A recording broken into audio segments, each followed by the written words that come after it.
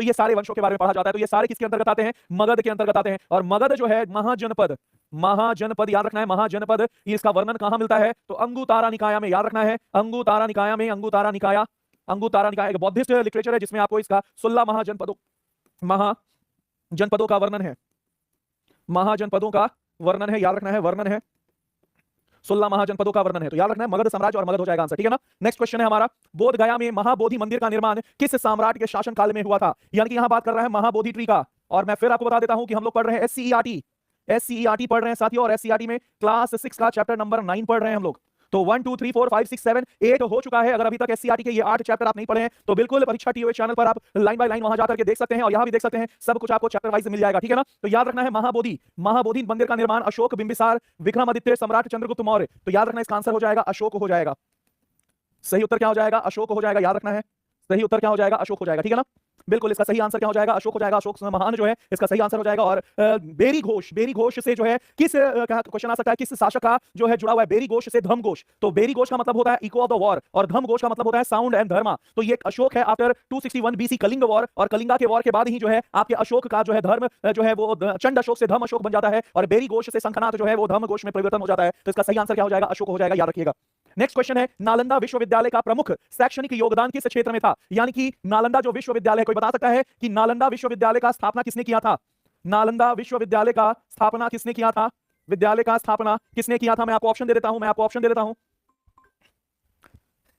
SCERT के नाम पर प्ले स्टोर बना दीजिए। प्ले स्टोर पर एप्लीकेशन बन चुका है परीक्षा गुरु के नाम से, जल्द ही आपको दिखने लगेगा।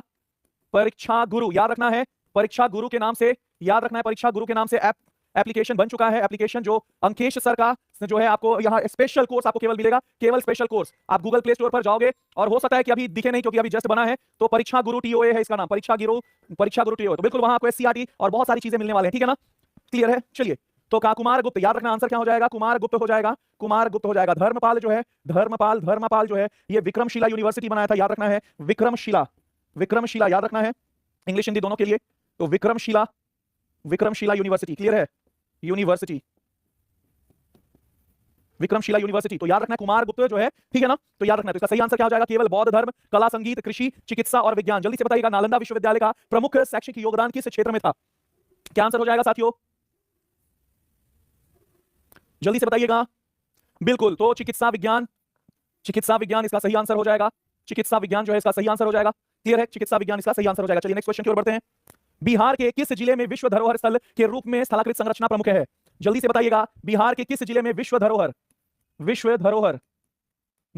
स्थल के रूप में जो है स्थलाकृत संरचनाएं हैं, चाहे वो गया है या नालंदा है, पटना है, राजगीर है। जल्दी से बताइएगा किस जिले में, यहां डिस्ट्रिक्ट पूछ रहा है, तो आंसर क्या हो जाएगा? बहुत ही शानदार क्वेश्चन है, और इसका आंसर हो जाएगा, याद रखना है, नालंदा।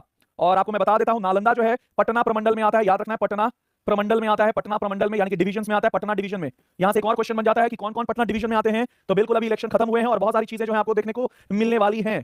तो पटना प्रमंडल जो है वो किसमें आते हैं? तो पटना प्रमंडल में 6 जिले आते हैं, याद रखना है, 6 जिले आते हैं। और ये 6 जिले कौन कौन है? तो खुद एक पटना है, नालंदा है, फिर आपका भोजपुर है, फिर बक्सर है, याद रखना है, बक्सर है, कैमूर, और फिर रोहतास है, याद रखना है, रोहतास है।